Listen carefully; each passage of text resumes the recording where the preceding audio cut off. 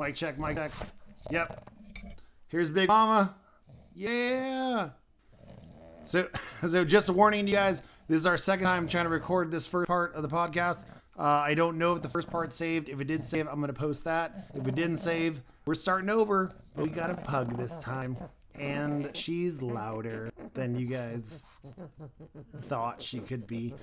She's also very close to the microphone. What do you smell? I smell you. I smell so much of you. Okay, so also fair warning. Side note, fair warning. There's a storm outside. We are facing gusts of wind from 30 miles an hour to 90. Which is a big difference. That's a lot of miles of an hour in between those gusts of wind. We thought the house was going to blow down several times. We've already lost several parts of our fence. We've already lost several of our outdoor objects and collectibles. There is a flamingo missing. Not a real flamingo. Not a real flamingo, but he's solar powered. Which one? We will find him. I think it was Chad. It was Chad. No, Ted's still in the ground. There's none of those are the flamingo names. Yes. It's also, my assistant does not still, my coworker, my boss, my true love. She still doesn't have a microphone. So if she does talk, she knows that she has to talk loudly, and or I have to repeat anything that she may have said. Ready? Okay. Sounds exactly the same, to be honest with you. What? I don't know why anybody's complaining. That chick was weird. But she was right. She does need her own microphone. We do need to hear her. There shouldn't be like a weird, death voice in the background. Again, we recorded this for about 20-25 minutes, and it just like fucking cut out. So I'm picking up from this all over from the beginning of the start again, and I am very upset. Because we did have at least 20-25 minutes of like actually really good content and conversation, and I probably made some great points that I'm not going to be able to make again. So let's go. 3, 2, 1. Shenanigans. That's not my catchphrase.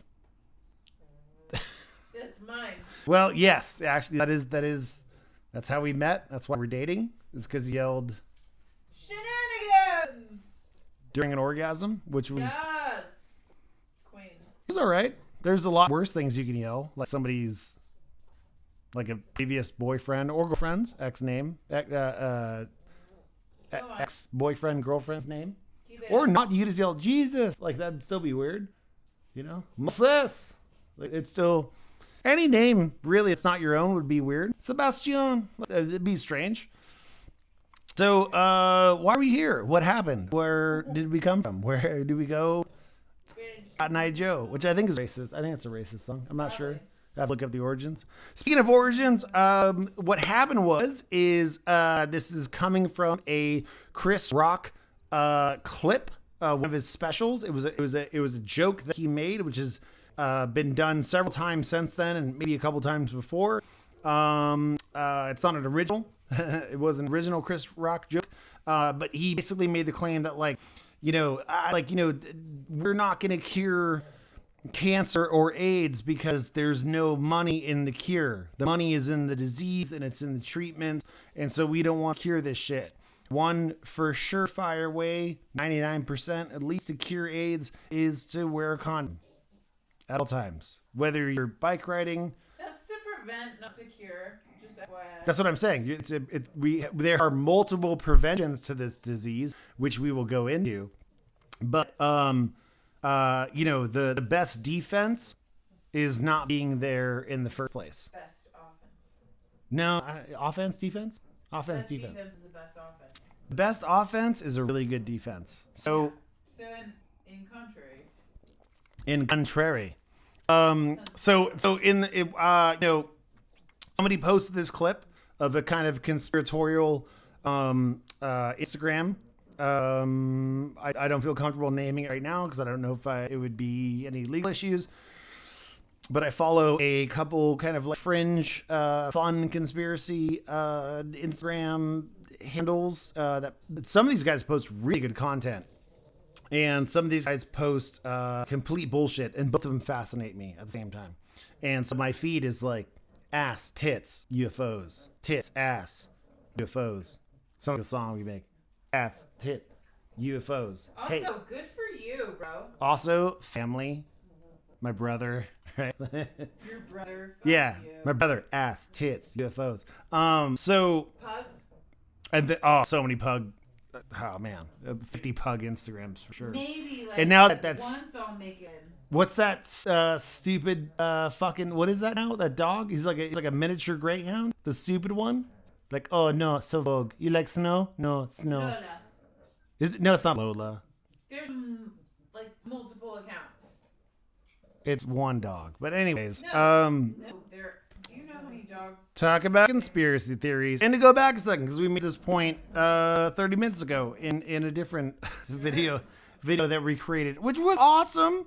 And our computer shut us down, or Twitter or Facebook, or anybody censoring me right now. God, Muhammad. Which was that some conspiracy theories are safe, right? Like Area 51. There's No. there's UFOs. Are you yelling at her? Yeah. I thought you were yelling at me. Sorry. Can I get her?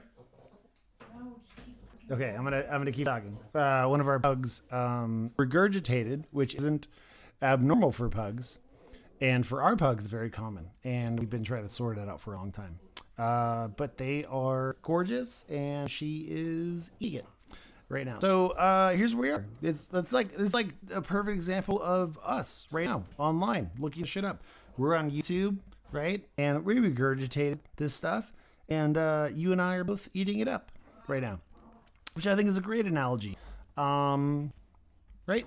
And so, two parts of this, because I remembered one part from previous, is that some conspiracy theories are safe. JFK. JFK is relatively a safe conspiracy theory. Who killed him? How did they do it? How did they get away with it? Right? Boom, a president died. No one gets hurt. Right?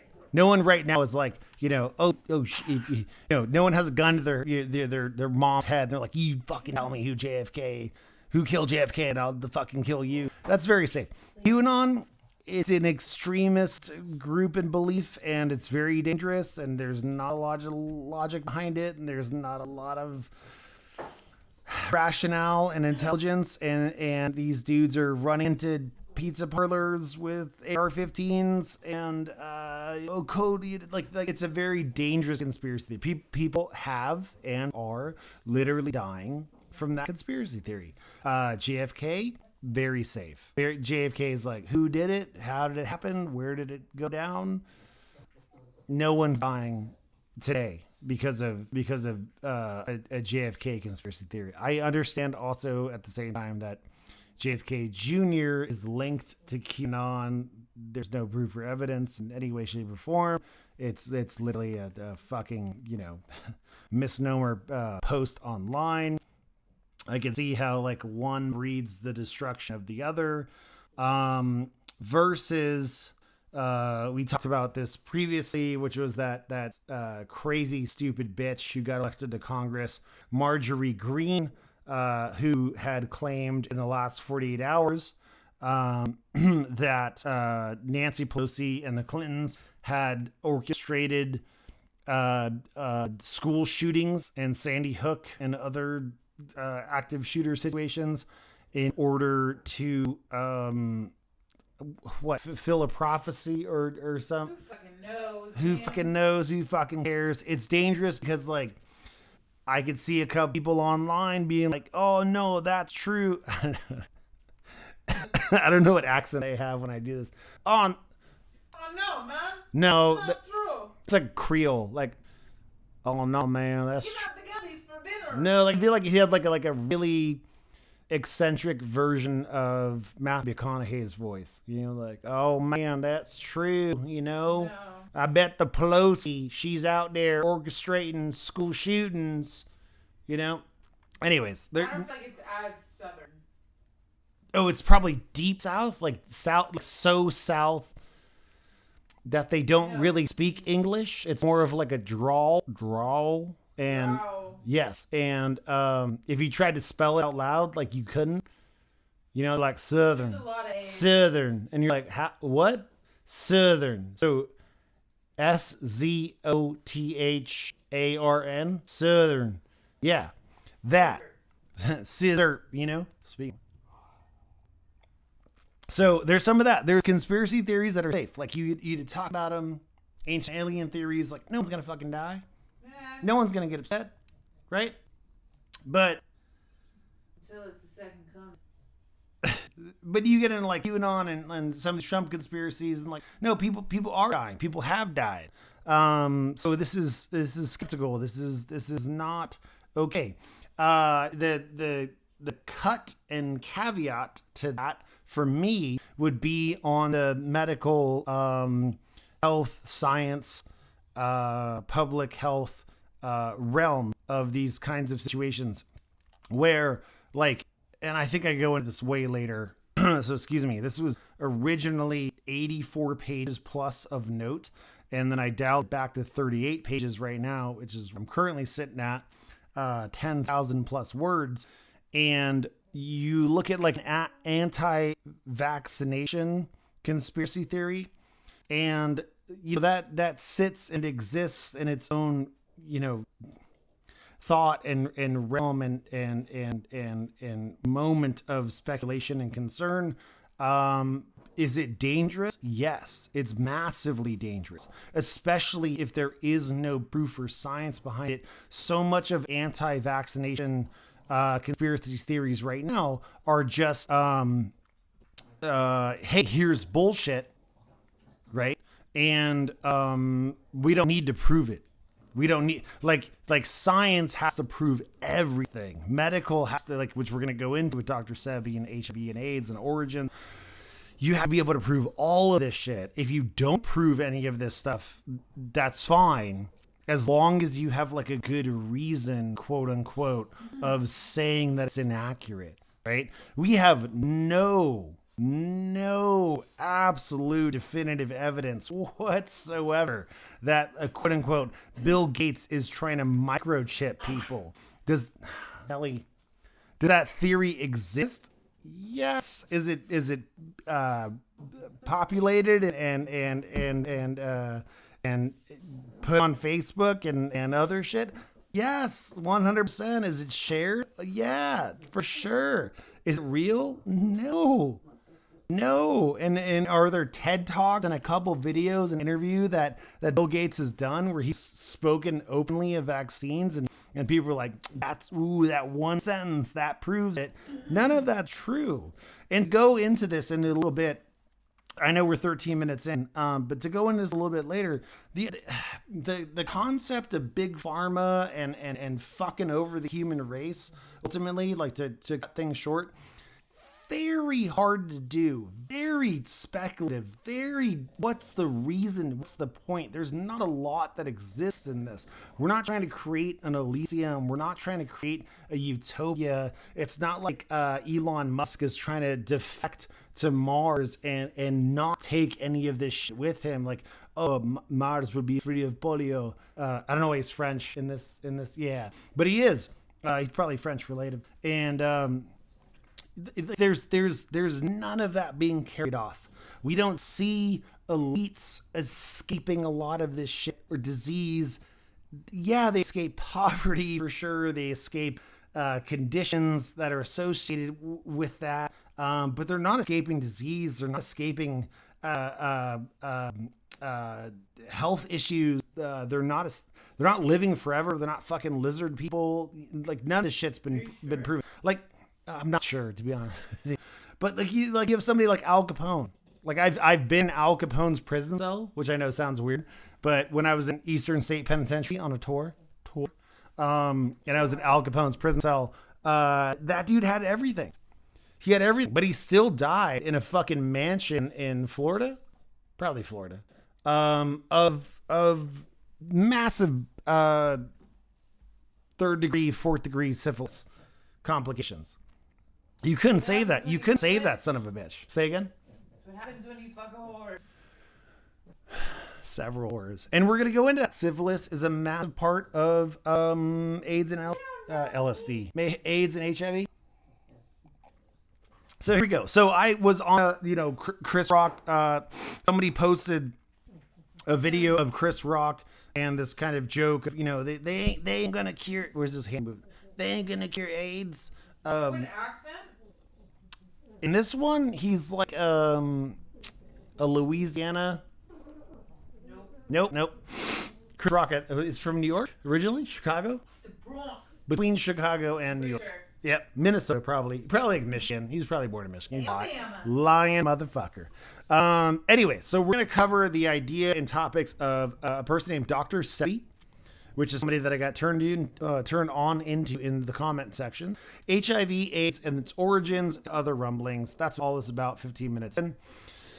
So, Chris Rock makes this joke. We're not here to cure diseases. No one. There's no money in that. There's a shit ton of money in that, and we're gonna go into this guy, Dr.Sebi, who supposedly cured these diseases and made a shit ton of money off of that.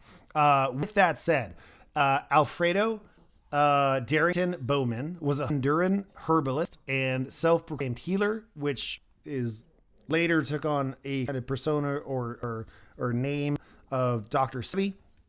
Dr. Sebi claimed to cure all diseases with herbs and a vegan diet. He promoted an alkaline diet and fasting, which we'll all get into in a couple of minutes, about the benefits and not benefits and detriments of those types of issues. As a side note, I'm not I said this previously, I'm not a UFOologist. I'm not a cryptozoologist. I don't have a background in Bigfoot or UFOs. I do actually have 15, 20, 25 years in backgrounds in health, medicine, medical practices, functional medicine, naturopathy, health science, physiology, all that kind of shit. So this is actually part of my forte. If we're going to talk about UFOs, there's no degree, so I'm gonna speculate on all this shit. Here, I actually have quite a bit of certifications and background, and this is kind of always fascinated me. So when it got brought up in the comment section of this one video, it helped me kind of create a format. But as I understand the joke Chris Rock was making, but ultimately there is no cure of AIDS right now. Okay. There are treatments to both HIV and AIDS. There are multiple preventions of both HIV and AIDS, but there is no cure. As an autoimmune disease, we almost don't have any autoimmune disease that's cured. But we go into diseases and cures and big pharma and money and funding and studies and all that kind of shit in a second. So just hang on for a moment and I'll do this. So Dr. Sebi specifically, because that's who most people were pointing me towards, that happened because of what I'm assuming happens to be a kind of snuffed out documentary that was being done by Nipsey Hussle, a rapper. No background in health, but it was a rapper and had a couple interesting interviews. He was kind of curious as how this dude cured diseases and no one talked about it. And I'll go into that in a second. I'll go into why this would be a reason both Dr. Sebi and Nipsey Hussle would be suicided or murdered or died of regular causes or any of that kind of shit. As of right now, I believe that Nick Cannon has picked up Nipsey Hussle's documentary and is finishing it, and it is going to be published soon and put up for streaming and or download. So, Dr. Sebi, though, specifically, we're going to talk about him for a couple moments. He denied that HIV caused AIDS, which quite a few people have done in the past 30, 40 years. Which is a lot different than what some people were saying in the comments section, which is that he claimed that he cured AIDS and HIV. And if some people did in fact state that, it's not wildly popularly known.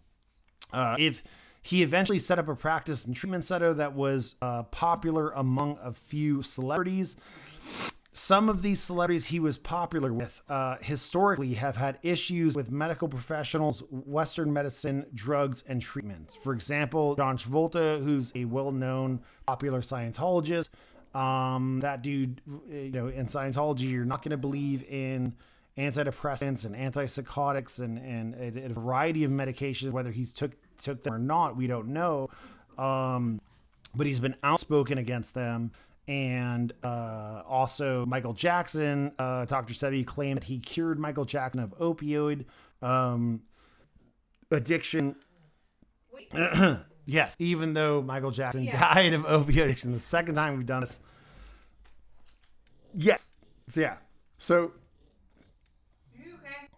yes, I'm just trying to like not go into the whole QAnon thing of like people being like, Tom Hanks eats babies, but Michael Jackson gets a free ride. And most QAnon people, they're not black.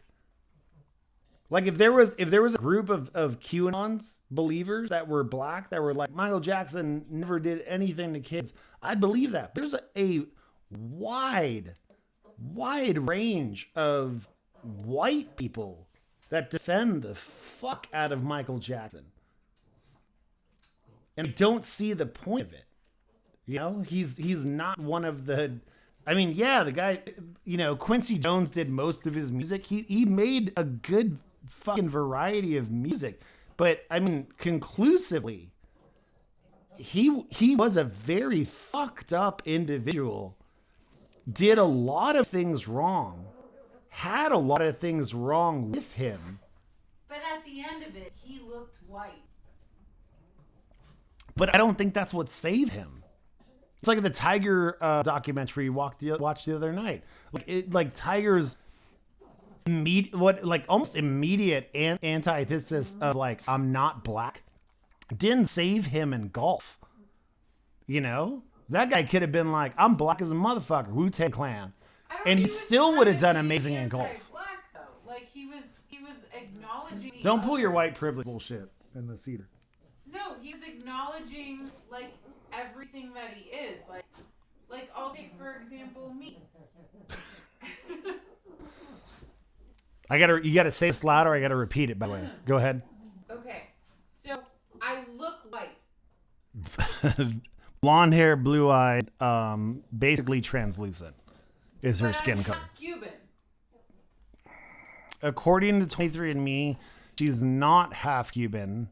She is a canary, which is a bird, from the Canary Islands. All right, why am I even saying any of this? Because nothing. It doesn't make any sense anymore. She's also part Italian. It doesn't make any sense anymore. I am actually Italian. See? That's what I'm saying. That ain't. See, no. And Italian ain't Cuban, bro. Come at me. Also Spanish and Portuguese and Irish and French and Dutch. You were a part of a boot in Europe for a hot minute, Spain and Europe and the Italy. point I'm trying to make is I identify more with my Cuban heritage than I do with any other portion of my heritage. So I'm sure he was just trying to incorporate what he felt he was.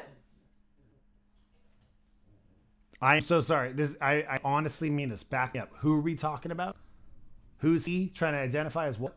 Tiger. Oh, No, I thought he would too, right? Like everybody's like, you're gonna be the fucking black white hope. That's why he said he was like. He's like, no, my mom's Asian. I'm Cayman. I'm fucking or whatever. Haitian. Yeah, like he had like 8 different. I'm not black. Don't put black on me. Like I feel like that's how he felt. Which like Dave Bell, like he had a great skit on this. Like it's fucking hilarious, right? But ultimately, I like watching the 2-part series of that shit. I do feel like Tiger did really kind of turn on African Americans. How? Because he's like, bro, I'm not that. Like Nike was like, you're gonna be the fucking black hope of golf, the first time ever. Such an amazing golfer, but you're black, and we got a fucking like Michael Jordan's the thing. He's like not black. That's what he fucking said. He's like whatever percentage. That like, matters that's not though. all of him. Well, of course not. No, you're right. He was ahead of his time to say that shit. I highly disagree. One thing. Highly disagree. You're not you. So you're 100% one thing. No, I think the entire time Tiger has tried to escape identity.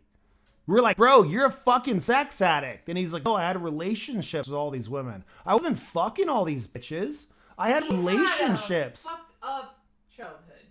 No, he did. What are you talking about? He was famous from 2 years old for putting. He played golf. That's the most like softest sport you could play. It's not even fucking ping pong in China. No, you're putting this like context of like if you're famous, you didn't have a fucked up childhood. Oh no, I'm not saying I grew up. No, you're putting shit on me. I'm not. What you just said. No, I'm not. I'm saying he picked like he was in the safest sport possible. You wear a polo. You have to be invited onto the golf course. You have to have ID. Your parents have to be with you. You got to prove you fucking belong here, either by money or by fucking skill. So he was like, it wasn't one of the black dudes in hockey. He wasn't one of the only black Navy SEALs, which I think is funny that he eventually wanted to try to join the Navy SEALs. Like I said in my post, I think it's like, I'm not surprised at all that the Navy SEALs, which is predominantly a white organization, tried to literally beat the fuck out of him. Of course, like, look, Tiger Woods, this golfer, is gonna fucking pass our course. No, they're deranged. They're deranged. It's funny, like they're like, oh, they're the most advanced, military. It's a fucking cult. Everything's a cult. But I don't know why we're on this. Celebrities, Michael Jackson. So that's what I'm saying. Like, there's so much behind. Like, QAnon's like Jeffrey Epstein and the Clintons and Maxwell, but no one's like Michael Jackson. Like, no one's like, he sex trafficked children. He did, technically, if he shipped them anywhere. If they were on private planes, that's sex trafficking. That's how they get you. You sex traffic. He gave us so much music. He gave us the best music ever. Which is funny because like Prince did none of this. But Prince is still like valued. But Prince is a drug addict. The guy fucking Nobody talks about that. died of a fentanyl overdose. Nobody talks about that. Like Elvis Presley. I've actually, for the past 2 months, I've been doing so much research into Elvis Presley's death. I mean, fascinating. Guy was a fucking multi-level drug addict. Just drug addict upon drug addict. Right? Johnny Cash, who's like, I'm a drug addict. Still doesn't fucking die of a drug overdose. He eventually fucking dies of old age. Elvis Presley, like, literally falls to death on a toilet. That's his end. Michael Jackson, they said he didn't even have a nose. He had so many nose surgeries that it essentially it's a magnet. Prosthetic. No, it's a magnet. It just like clicks on. No. But he had several noses. And he had a wig. It wasn't even his real hair. Anyways, what I'm saying by this is that a lot of the people that Dr. Sebi is Left Eye Lopez, John Travolta, they're all dead. Michael Jackson, those were some of his most like acclaimed clients. Right? Duke, what are you doing? Jesus Christ. So what's the common denominator? a lot of this doesn't seem to be true. The people involved are dead or not doing okay now. And so it's like, well, like, what did he cure you of? Like, what did John Travolta have that he cured him of? John Travolta's not a vegan now. Really? No, how dare you? John Travolta has a mane. No, he does not. He has a beautiful mane. He's bald as fuck. You're fucking bald as fuck, you stupid shit. I have so much hair. Don't talk about my Johnny like that. Johnny! For any, what is it? Shots Creek fans. Laura. Anyways, we're done. Though Dr. Sebi used a doctor title, he never had completed any formal medical training. Me too. I use a doctor title as well. Even though he was arrested and accused by New York State for practicing medicine with a license, which would be a huge issue now. It wasn't a huge issue now then in the 70s and 80s. After a Supreme Court trial, Dr. Sebi was acquitted of all charges. He was later charged in a civil suit that resulted in him being prohibited from making therapeutic claims for his supplements.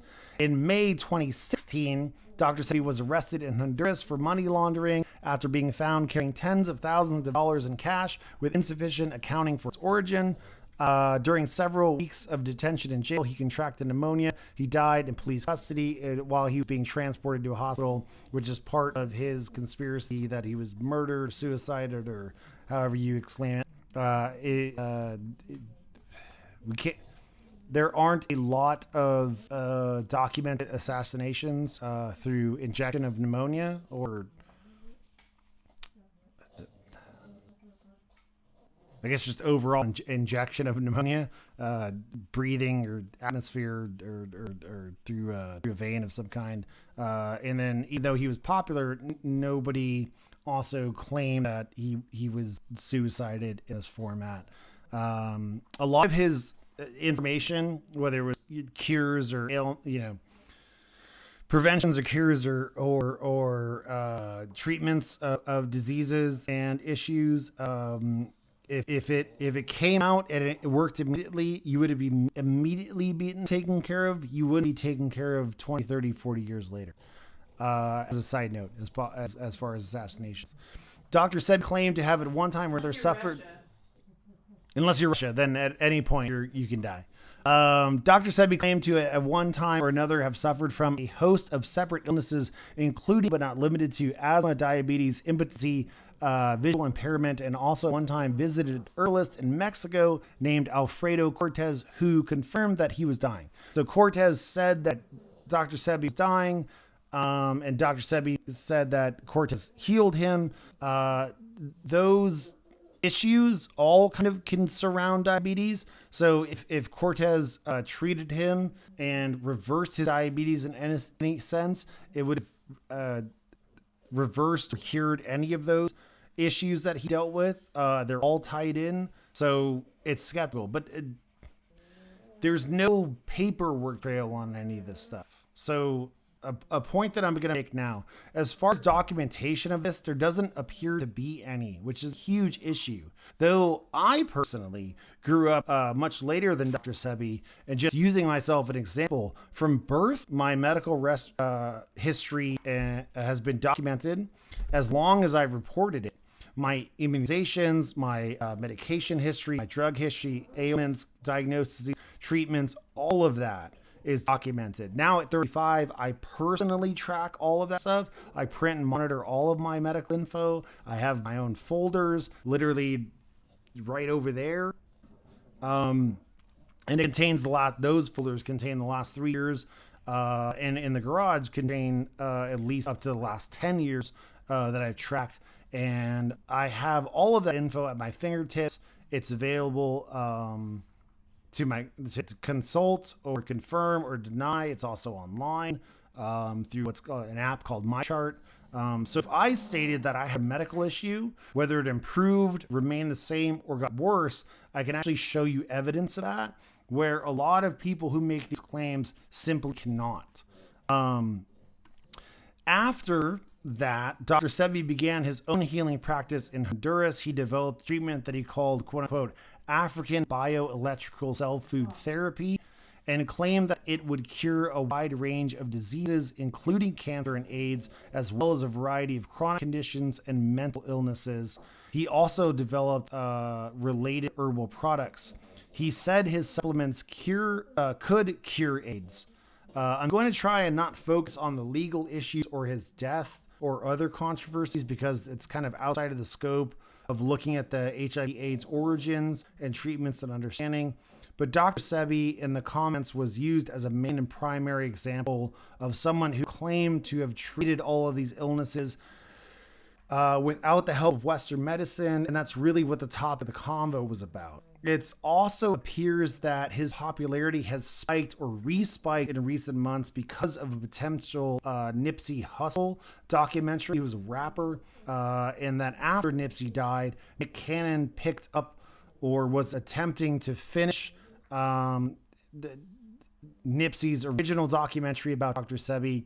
I'll cover that later as well because it's relevant to the issue at hand, but I'm going to avoid a lot of the legal hypothetical death issues.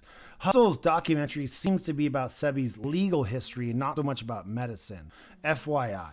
But the documentary is not finished or out, so I'm not 100% on that. Although I saw a couple claims online that said Hustle was possibly murdered for investigating or trying to bring Dr. Sebi's claims and career to light. Which is weird because pretty much all of Dr. Sebi's career and background and struggle and claim in his books are still published and still available. All his content is still able to be found online. Honestly, technically, it's not being repressed. So why someone was making a documentary for things that can easily be found online would somehow be killed for information that is already clearly out there is kind of outside of sound logic.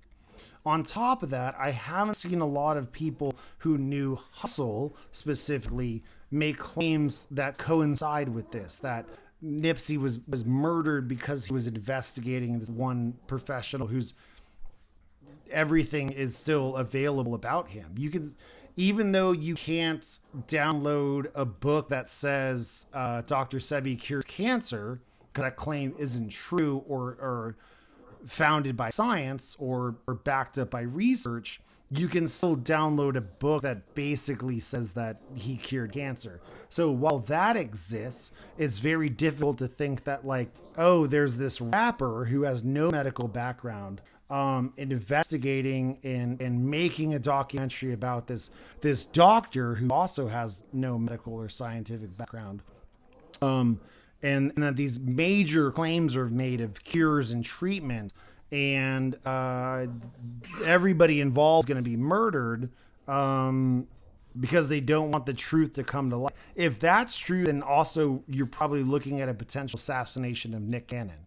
If Nick Cannon dies in the next 5 months, then I didn't say this, and I should never be investigated for that. But that would be a part of the puzzle. They would never publish this. You never this.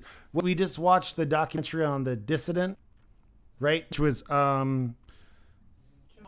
Nick Foley, Jamal Khashoggi. So the guy Brian Fogel, who made Icarus, got in a fuck ton of trouble and got multiple people involved in trouble with the idea of just Russian doping.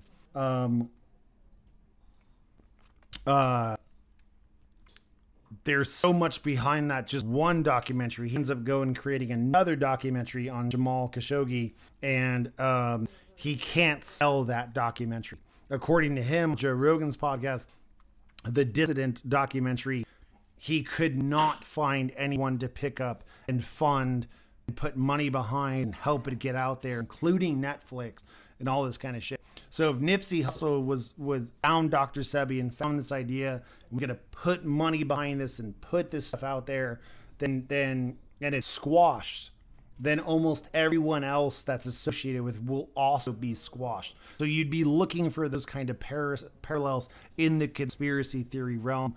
If you link that up to a JFK or Roswell incident, right? Everyone associated with JFK, supposedly the assassination, who knew anything, has died of mysterious circumstances. Anybody associated with the Roswell alien craft crash has also died of mysterious circumstances. You would see those. You wouldn't see 1, 2. All right, we'll let it go. You'd see 1, 2, 3, 4, 5, 6, 7, 8. You would see a series of mysterious circumstances and death. So the next one, if Nick Cannon picked this up, that'd be the next you look at for this kind of shit. So on another side note, there's a fallacy that always circles these kind of topics and issues, which is considered a quote unquote appeal to authority. Who is and isn't an expert and what their education and background is, etc., is all brought into the conversation as a mean to validate or invalidate topics or people talking about these topics. As far as legal issues and his death, big medical and big pharma and whether or not they sue or sued him or destroy and kill folks is another topic, and I can cover all that stuff later if you'd like. But let's go back to like Dr. Sebi for a moment and think that he was claiming and how, especially in the past, decade, a lot of this stuff has been easily kind of disprovable. So he's I guess a proponent of the vegan diet for curing all illnesses. It's claimed to rejuvenate your cells, the vegan diet, by eliminating toxic waste through alkalizing your body. So he was a big proponent of the vegan diet and alkaline diet. The diet relies on eating a short list of approved foods along with many supplements. He claimed the diet could cure and prevent. Now, those are two different paths that don't necessarily cross. For instance, by the time someone gets tested, confirmed, and diagnosed of a disease or condition could be too far along that ultimately nothing would aid the body in ridding the body of the disease or correcting the condition. Advanced Alzheimer's could be an example of that. There's a point in which nothing is going to bring you back. Okay. According to Dr. Sebi, disease is the result of a mucus buildup in an area of your body. For example, a buildup of mucus in the lungs is pneumonia. It's not necessarily true. It's actually that the lungs are trying to, in pneumonia, they're trying to create new cells to regenerate new lung tissues. And as the previous tissues die and the new tissues create themselves and die, they overlap, which is why we can't just drain someone of pneumonia, which is why they eventually choke to death on their own liquids. So while, as he said, while excess mucus in the pancreas is diabetes, it's not exactly true. It's excess blood level insulin levels. She's fine. Mama, get out of here. Sorry, this is a pun doing shit. You ruined this. Are you part of the government? Are you part of the CIA? Get out of here. So like mucus isn't really in your blood, but diabetes can create a thicker viscosity of your blood. It makes your blood thicker, which makes it harder to transport nutrients and get things flushed out, which is why people can eventually come up with renal disorders or blood flow disorders to the feet, which is when they have their feet amputated and can eventually contract other issues like impotency. You can't get enough blood flow to your junk. You can't get enough blood flow to your heart, and you stroke or heart attack, those kind of issues. It's not necessarily a mucus. That's kind of a misunderstanding of that. At least in this context. Dr. Sebi argued that disease cannot exist in an alkaline environment and this kind of process begins to occur when your body becomes too acidic. So by strictly following his diet and his proprietary costly supplements, he promises to restore your body to a natural alkaline state and detoxify your diseased body. Originally, Dr. Sebi claimed that this diet could cure conditions like AIDS, sickle cell anemia, leukemia, lupus. However, 1993 lawsuit, are you leaving? Yep. Was ordered to discontinue and making such claims.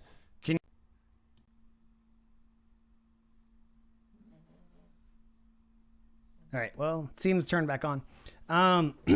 So, however, in a 1993 lawsuit, as I just explained, he was ordered to discontinue making such claims. This diet consists of specific lists of approved vegetables, fruits, grains, nuts, seeds, oils, and herbs. As animal products are not permitted, Dr. Sebi considered the diet to be a vegan diet. There's enough evidence. This was probably back in the 80s and early 90s. So we have enough evidence now that the vegan diet is not the health claim that it's made out to be. So we don't have enough evidence or proof that it would actually reverse anything or cure anything like AIDS, sickle cell anemia, leukemia, or lupus, or several STDs. He actually has a book on curing or treating STDs. This would not be something that you can medically claim to that kind of stuff or support. So, Sebi claimed that your body can heal itself, but you must follow the diet consistently for the rest of your life.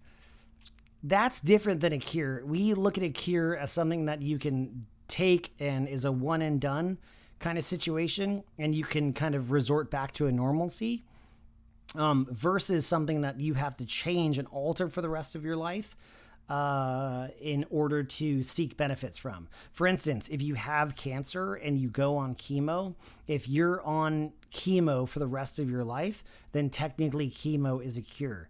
Even though your life may end 50, 40, 30, 20, 10 years prior to then what you thought you were going to die of, if chemo extends your life past what medical science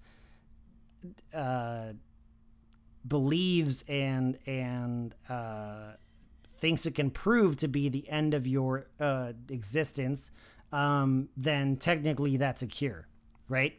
So if you're diagnosed of lung cancer and they give you at will, you have 3 months to live based on your lung cancer, and you go on chemo and you live 8 years, then technically chemo cured you, right? So making those kinds of claims are tough if we're not going to have specific definable timelines and definitions over what this stuff may mean or support or treat or aid in the betterment of your existence and lifespan. For instance, right now there's a huge thing in hospice care of coming to the realization that hospice patients live longer if they're given some form of pain management. So you may be in hospice and you may be given 1, 2, 3, 6 months to live, but they prescribe you morphine on a daily basis. And they find out that people who are prescribed morphine on a daily basis in hospice tend to live almost twice as longer. So even though you had 6 months to live on your hospice care, you potentially on morphine could live twice as long. You could live a year or longer. If we're looking at this situation with these definitions and these types of claims, that's technically a cure, right? It's not a month. I didn't buy you 5 days. I bought you literally half the time you were allotted, or prescribed or assumed. That's huge. What's a cure? You're never going to face this shit again? That's skeptical, right? It's not like a lot of people get cured of lung cancer through chemo and they're cancer free and then they take up smoking again, right? So defining and labeling and categorizing a lot of these differences and specificities and places and circumstances, it really almost becomes like a tit for tat, but also like a claim for claim, and also what's the linguistics behind it? I said cure, but what did you mean by cure? Kind of situation. So do I disagree that Sebi said that you claim that your body can heal itself? I do believe that to an extent. I do believe that also psychology and psychological therapy and psychiatry can cure a lot of physical ailments. But research and funding and having proof of all of this stuff is a different sidebar conversation for a lot of this stuff. In Dr. Sebi's claims and guidance, there's no specific nutrient guidelines.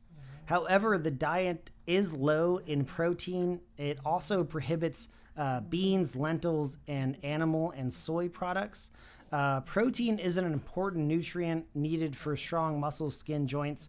We know that in vegans, collagen is lacking, which is why vegans, in the UFC, such as God,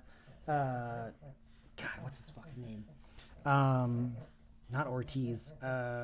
Diaz. Nate Diaz is a outspoken vegan, but it is easily cuttable. His skin's almost paper at this point in his vegan journey, and that if he does cut, he can't stop the bleeding. He can't coagulate that kind of shit and put that to an end. or some people can. We've noticed that in a lot of vegan diets and a lot of vegan nutritionists and a lot of vegan supporters, that collagen is massively lacking. So while it may be kind of supportive on an osteoporosis route, we notice that ligaments, tendons, and tissues and other types of sources lack that because they're not getting that through the animal protein. So we know that that's important for that, at least, as well as metabolism, as well as brain function. We know now at 2021 that the vegan diet lacks a sufficient amount of nutrients and amino acids and collagen and protein breakdowns that you just can't get from vegetables. And we don't have a substantial amount of information on people that existed prior to the 20th century, that populations of people that existed well on vegan diets or vegan only diets or vegetarian diets. And we know that there's almost no evidence of any Paleolithic people that existed on vegan or vegetarian diets that made it through any substantial time periods or thrived or succeeded in any shape, way, or form. So we know that now, but as this is being promoted in the late 70s and 80s and early 90s, it may have been kind of the new hip thing, especially as a lot of these processed foods and processed sugars and nutrition claims were being made back then.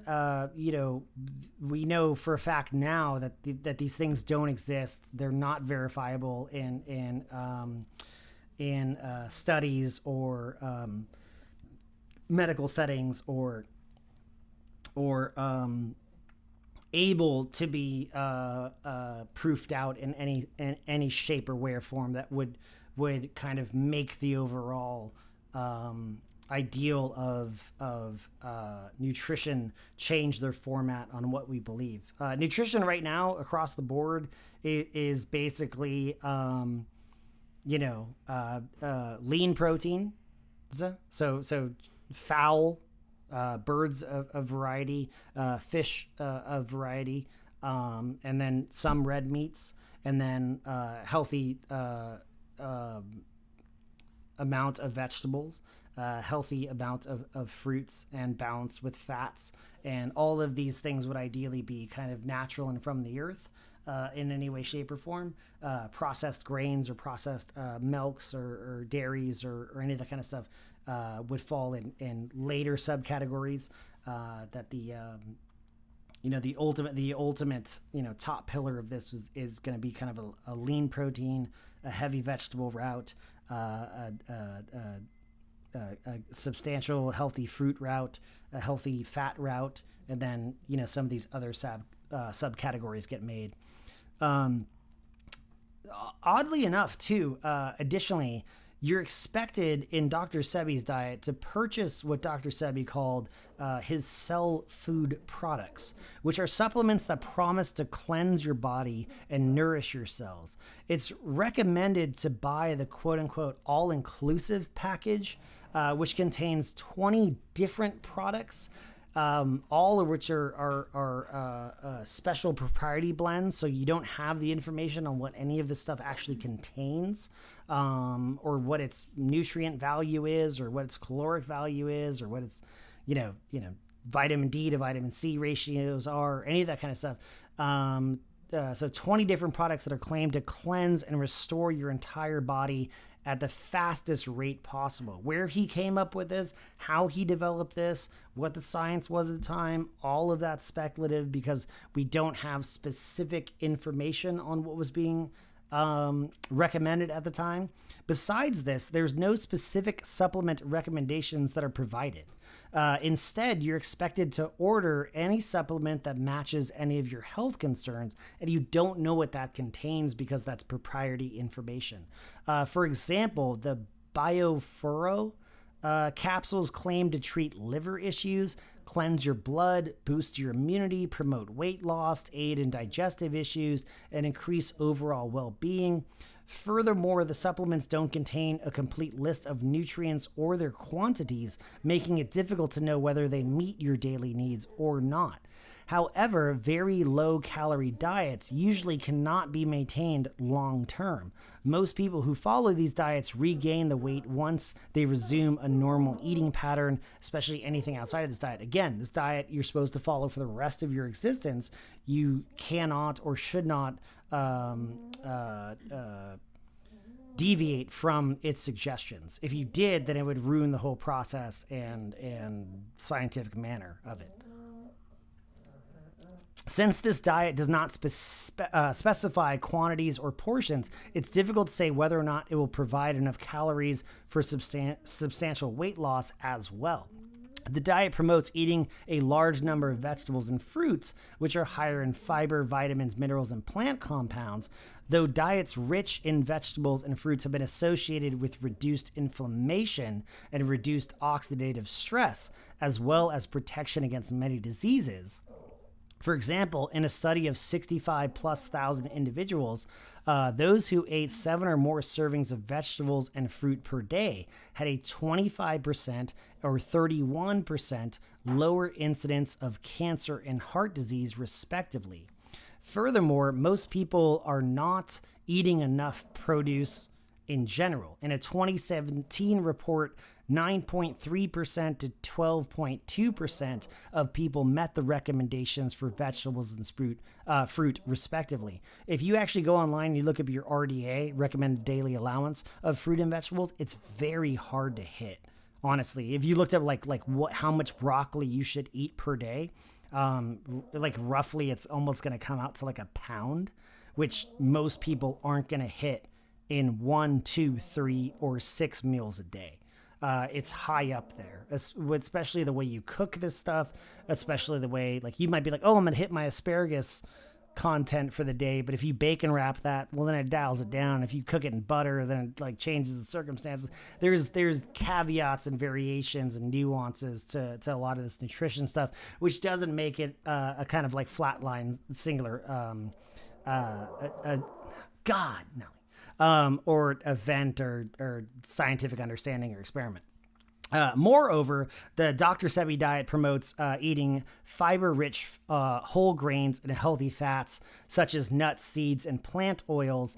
These foods have been linked to an overall risk of heart disease, so that's beneficial. Finally, diets that limit ultra-processed foods are associated with better overall diet quality. Downsides of this diet, though, is that it's highly restrictive. So highly restrictive, it can lack protein and other nutrients. One of the biggest concerns with Dr. Sebi's diet is the approach and lack of scientific evidence to support it. That goes to a lot of nutrition guidance and diet guidelines in general, or popular diets, Mediterranean diet, paleo diet, keto diet, any of that kind of shit. Dr. Sebi states that the foods and supplements in his diet control acid production in your body. However, the human body strictly regulates an acid-base balance to keep blood pH levels between 7.36 and 7.44 naturally, making your body slightly alkaline. In rare cases, such as ketosis from diabetes, blood pH can go out of this range. This can be fatal without immediate medical attention. Which is some of the kind of, negative aspects behind both the carnivore diet and the keto diet.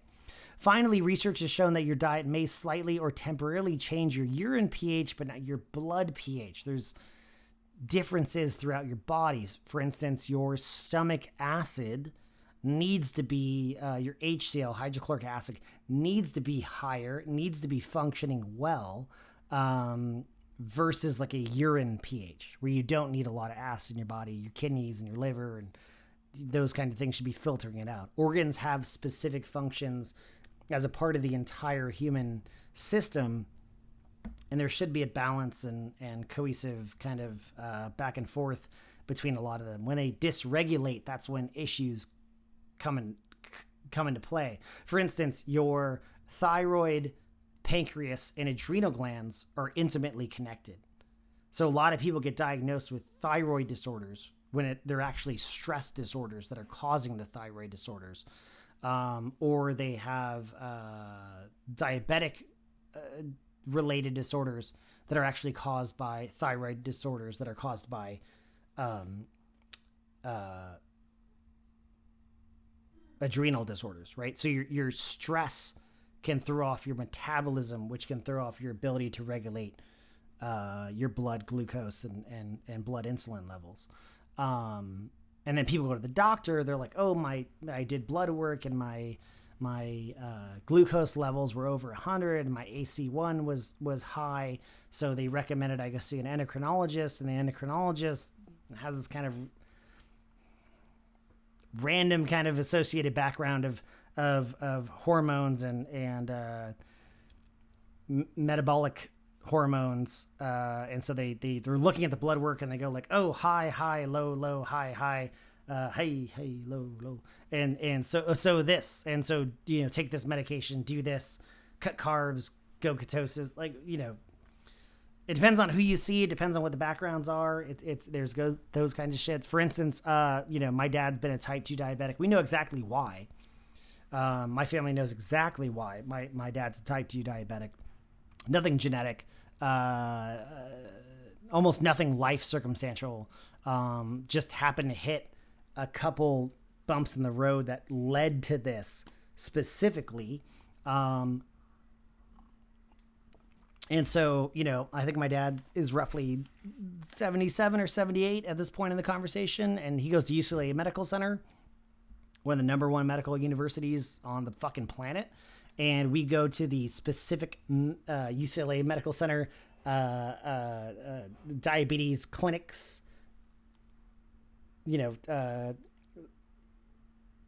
medicine study sections of UCLA and their large campus. And I go there and every nurse is overweight. Every nurse is basically obese. All the doctors are slim. And my dad at this point, while I jump back in this conversation in his health, and our life is on 4 medications for diabetes, non-treating his diabetes, basically kind of running wild. And he knows what he's doing wrong, which is super weird. That he's like, no, I know, like I shouldn't be doing this, but I'm doing this and blah, blah, but it's uncontrollable. And so I need to go sit down with my doctor. And we sit down with a nutritionist who is not a doctor. She's just certified in a couple nutrition courses, technically. And she's twice as heavy as I am. And I'm at least the 200-pound male. And she's at least closing on 300, if not 280. And she's sitting there and she's trying to explain diet to my dad, who's skinnier than she is, but on 4 medications. And she's like, yeah,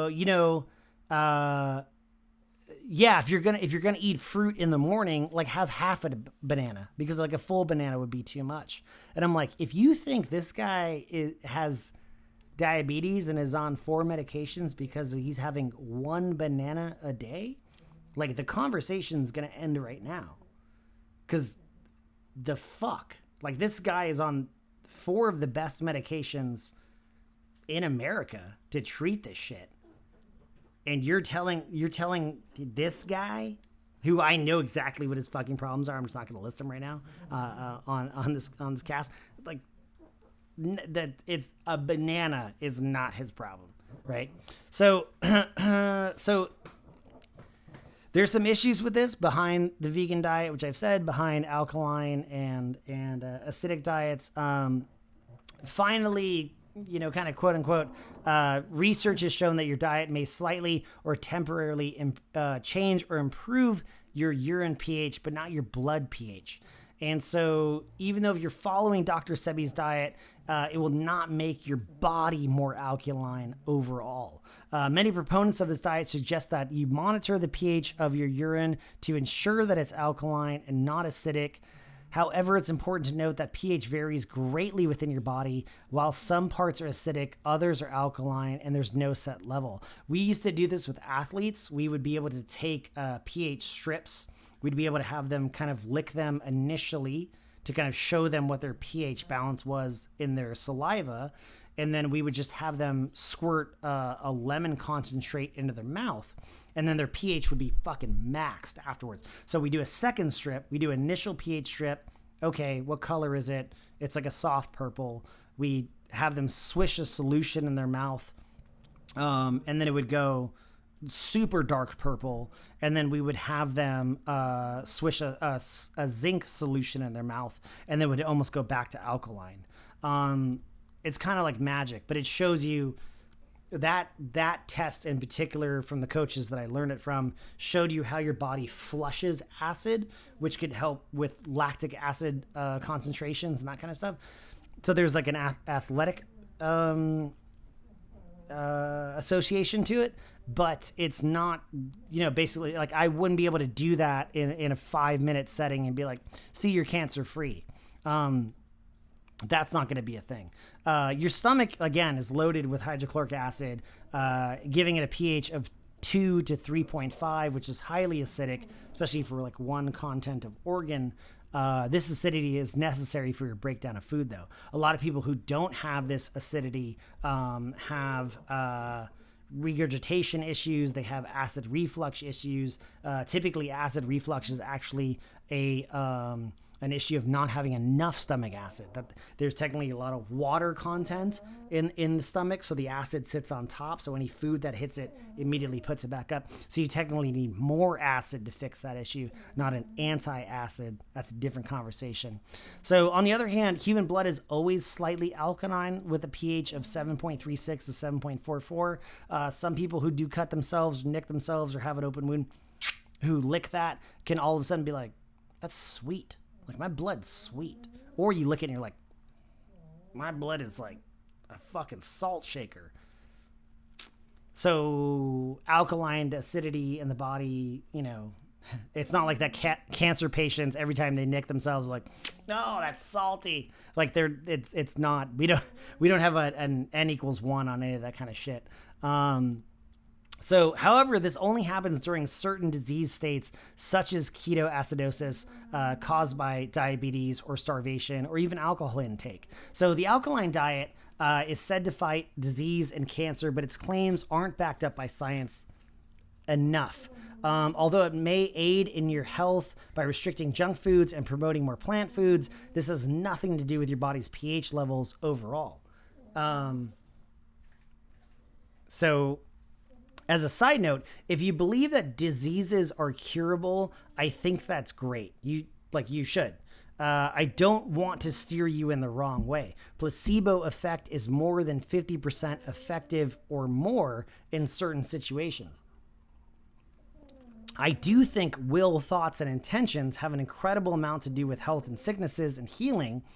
I've seen it, and I personally have done it. But being able to clinically and scientifically monitor those kinds of changes in behaviors and then express them onto others is extremely difficult. For instance, I had an environmental health teacher who had made quite a few interesting and crazy claims throughout our semester, say that he never got sick and will never get sick because he knows how the body functions and what it does. Now, he wasn't saying he will be immortal, but he was saying the entire semester that he would not get sick, and he absolutely did not get sick any time that I saw him. Some people can pull over a type of control and almost psychic mind trickery to enable some kind of this stuff, like the power of prayer for others, but it's almost non-replicable, and it makes it extremely difficult to study, fund, or create funding for these type of studies or ethical offers of treatment. The pH value, to go back, it's per situation and circumstance. Many people argue that cancer only grows in an acidic environment and that can be treated or even cured with an alkaline diet. However, comprehensive reviews on this relationship between diet-induced acidosis or increased blood acidity caused by diet and cancer conclude that there are no direct link. All right, so first, food doesn't significantly influence blood pH. Second, if you assume that food could dramatically alter the pH value of blood or other tissues or cancer cells are not restricted to acidic environments. In fact, cancer grows in normal body tissue. We've studied this, which has slightly an alkaline pH of 7.4. Many experiments have successfully grown cancer cells in an alkaline environment. So that kind of throws all that shit to the wind. While tumors grow faster in acidic environments, tumors create this acidity themselves. It's not the acidic environment that creates the cancer cells, but the cancer cells that create the acidic environment. So kind of like chicken before the egg type situation. Oddly enough to this is that Dr. Sebi proclaimed that he can cure almost any disease.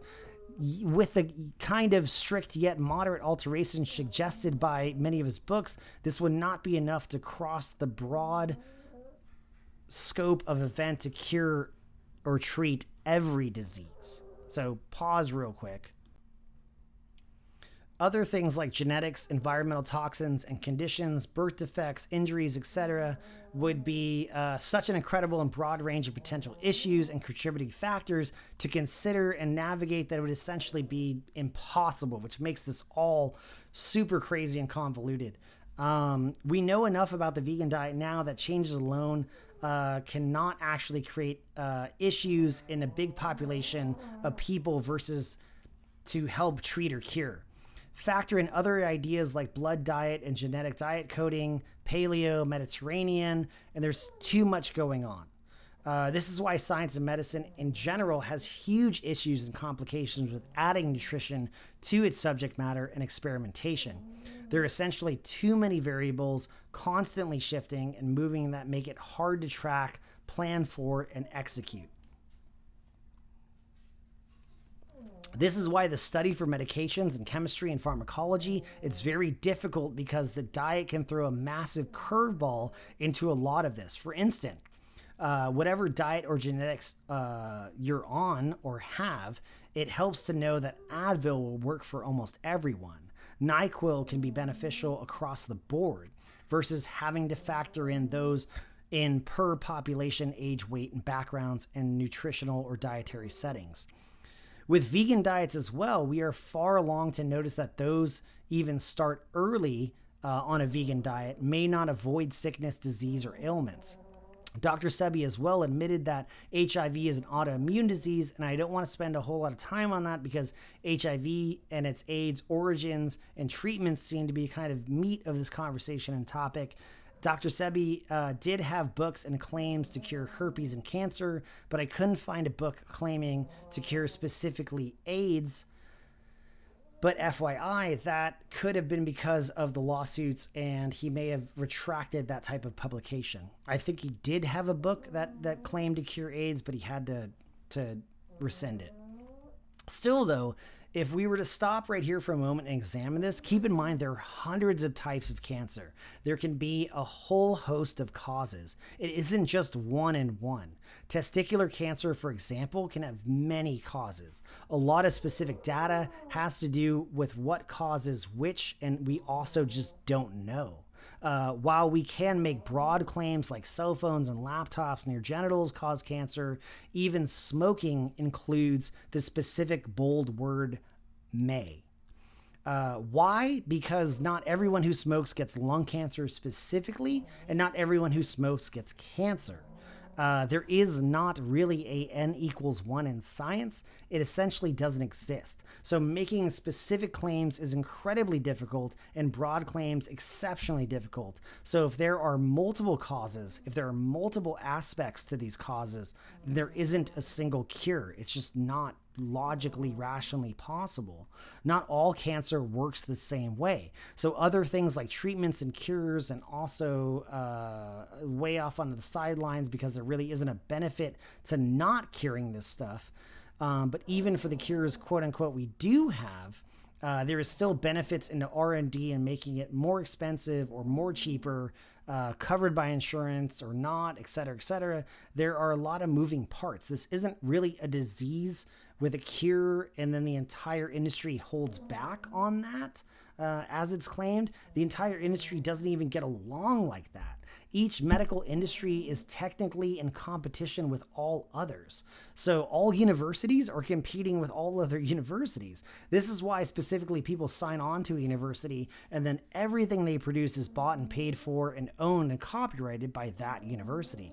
So you may use the terms like big pharma and big medical, but those are two different entire entities and then splinter cells that work in and each don't try to get along with each other. So you have a standard like Western medicine that doesn't get along with certain parts of mainstream media or medicine. So if these cures and treatments and truths existed, it would be really hard for it to stay quiet. It'd be very difficult worldwide to suppress this. The real way to combat it is misinformation, as is the case with vaccines, for example. There is almost nothing science-wise that exists that is anti-vaccine. There's only anti-vaccine misinformation, and that's how anti-vaccine wins. They don't have to prove anything. They just have to say shit. So as a side note to that as well, I think the story and documentary of Andy Whitfield, who was diagnosed with stage 4 non-Hodgkin's lymphoma and eventually died of it only 18 months after being diagnosed, he had a wonderful journey of really throwing every damn thing possible at the disease with no avail.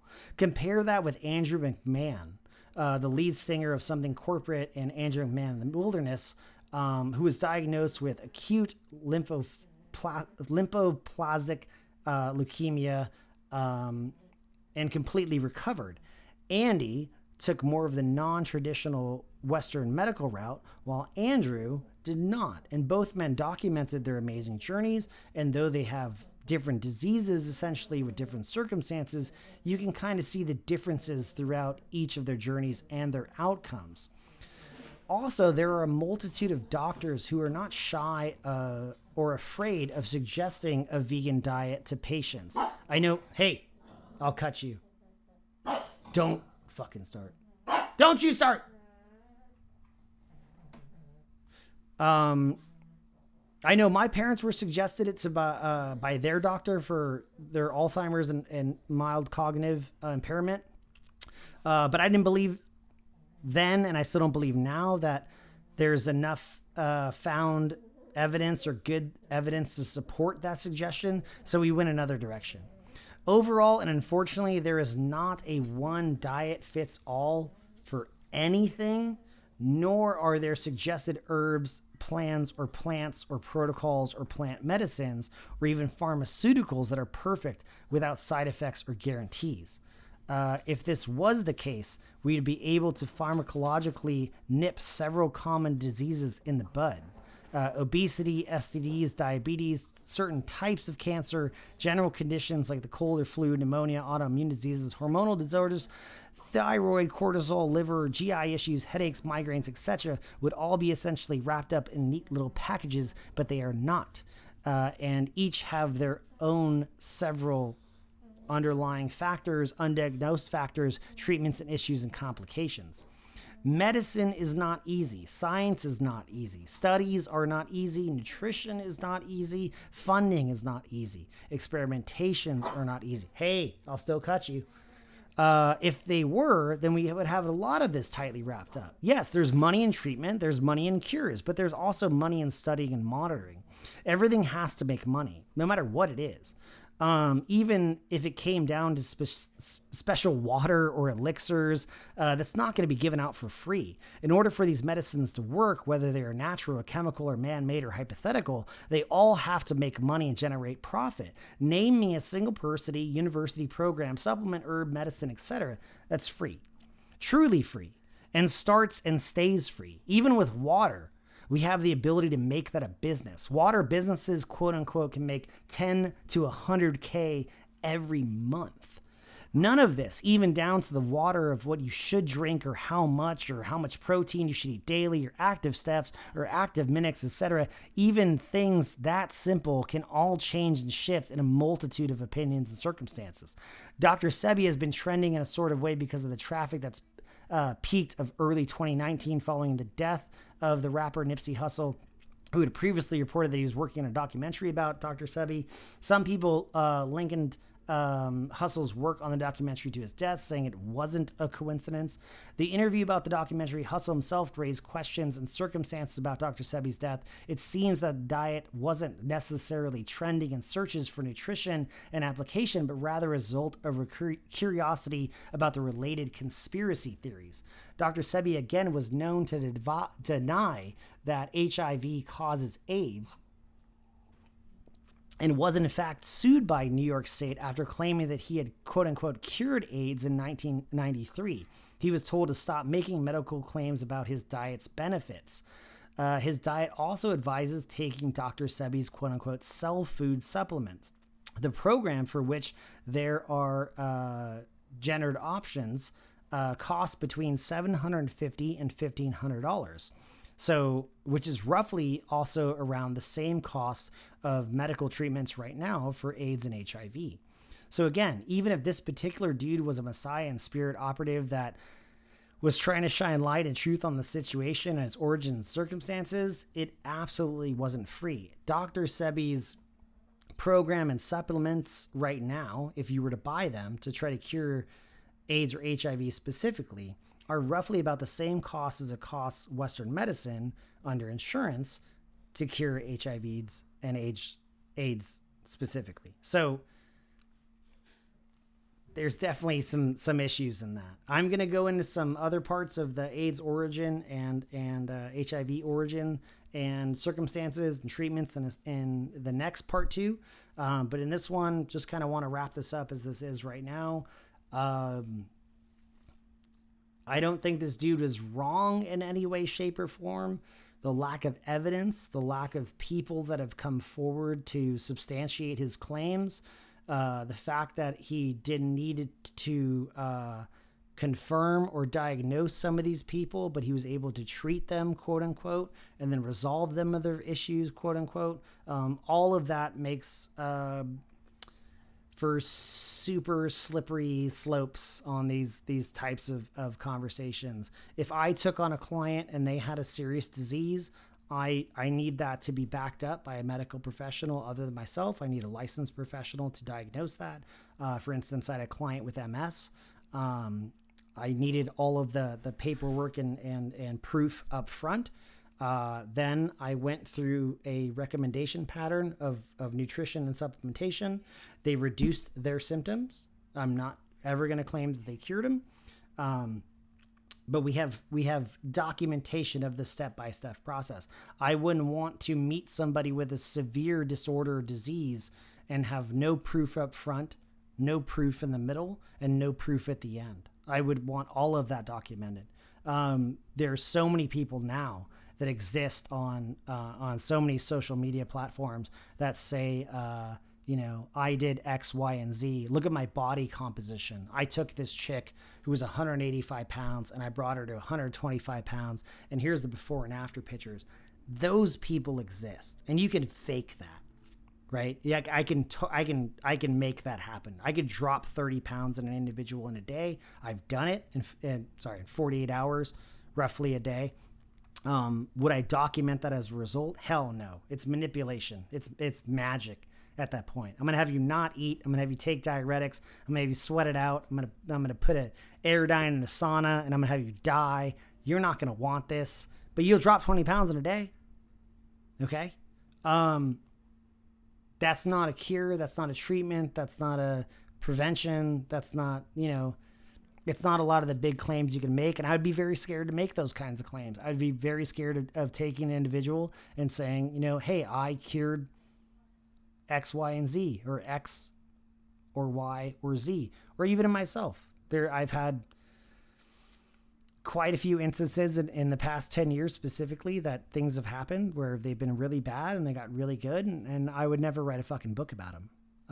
Because I don't know if I could replicate those results, and I would never put that shit out there, and I would never open a fucking clinic trying to profit or propagate that I made those kind of results. So FYI, this is at a time when a lot of people were looking for STD cures and looking for cancer cures and looking for AIDS cures, and if somebody came out and made those kinds of claims because it was something extreme and simple, then, more power to you. Maybe it does work. And maybe you do have to follow it for the rest of your life. We don't have enough scientific evidence or proof behind any of that kind of shit.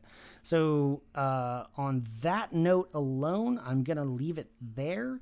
This can be open to other parts of conversation later on. I'm going to go into HIV and AIDS origins and treatments and cures and all that kind of shit in part 2. But I'm just going to leave this here right now. I appreciate you listening. This was fun. This is a lot of good research on my end. I hope you enjoyed it. Let me know if you have any questions. Let me know if you have any comments or concerns. And hope to see you in the next video.